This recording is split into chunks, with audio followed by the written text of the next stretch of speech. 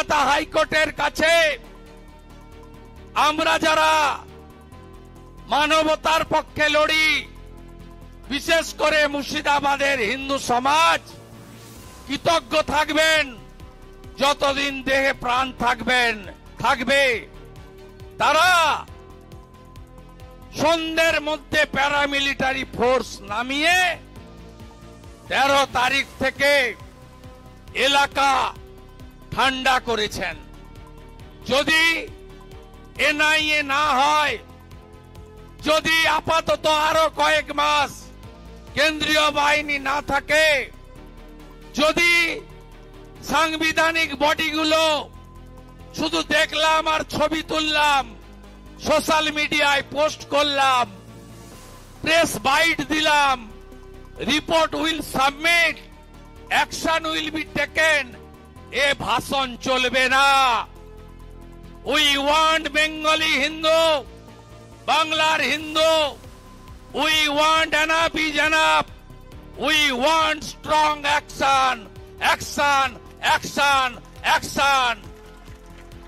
পাকিস্তানের সীমান্তবর্তী কাশ্মীরের গ্রামগুলোতে 0 পয়েন্টে যদি ভারত সরকার আধা সামরিক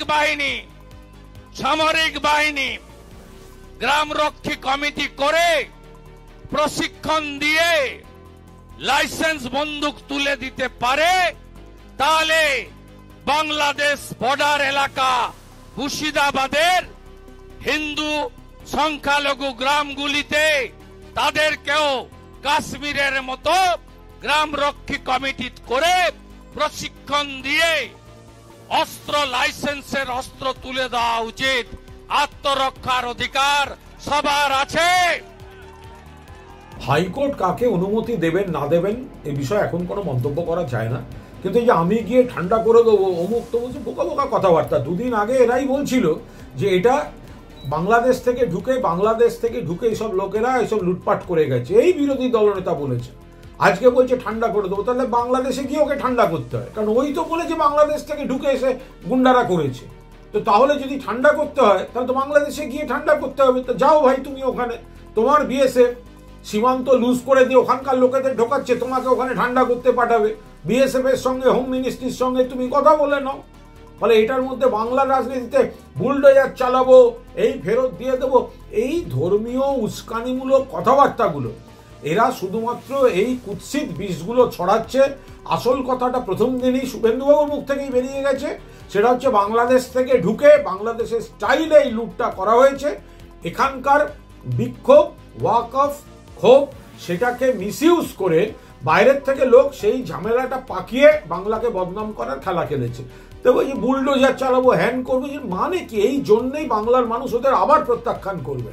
বিরোধী দলনেতা বলছেন গ্রামবাসীদের হাতে অস্ত্র দেওয়া হোক, কিন্তু দায়িত্বজ্ঞানহীন সস্তা চটকদারি মন্তব্য।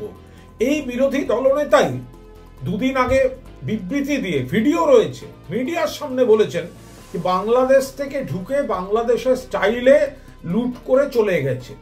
তো বিএসএফ এর ব্যর্থতা, সেটা ঢাকতে ভেতরে অশান্তিটা করছেন কেন? ওয়াকফ বিল নিয়ে মানুষের ক্ষোভ ছিল, কর্মসূচি ছিল, তার মধ্যে সেইটাকে সুযোগ নিয়ে পরিকল্পিত একটা লার্জার কনস্পিরেসির অঙ্গ হিসেবে ঢুকে এই গন্ডগোলটা করে দিয়ে তারা চলে গেল।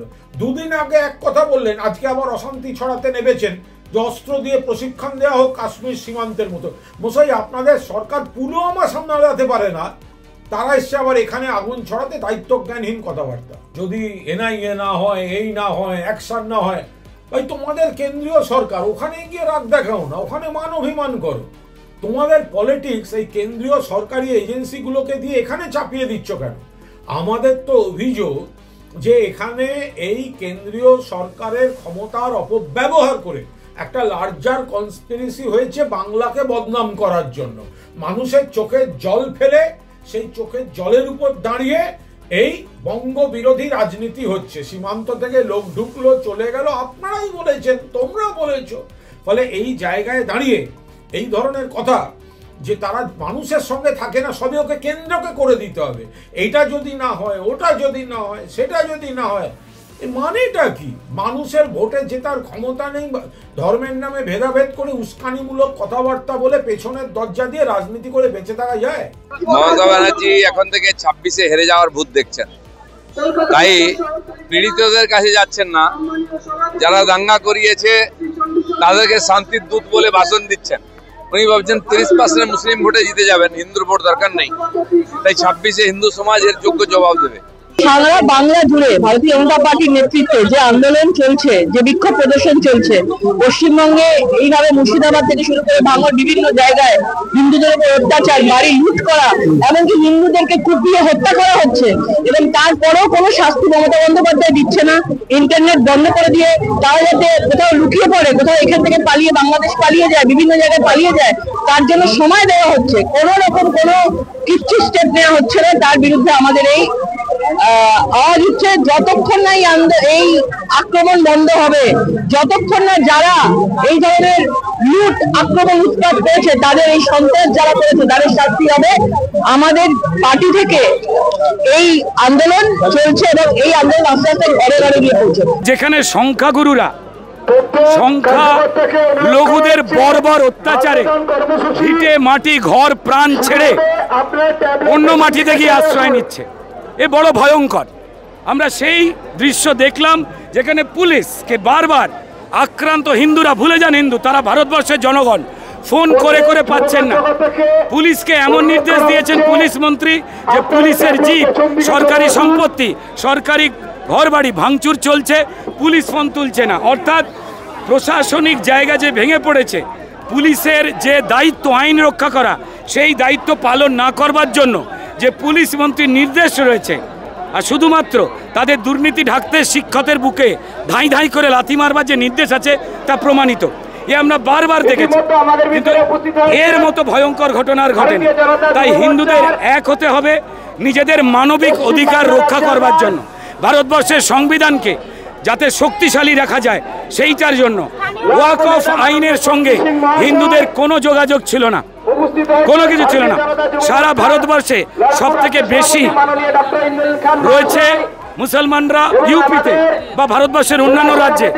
কোথাও ওয়াকফের বিরুদ্ধে যদি কোনো কিছু বলবার থাকে, সেই আন্দোলন করতে গিয়ে হিন্দুদের মেরেছে বা খুন করেছে, এবং পুলিশ হাত বসে বসে সেটা ঘটতে দিচ্ছে। কোথাও হয়েছে পরিকল্পিত পুলিশি সাহায্যে এই 2 নম্বরই ঘটনা ঘটেছে।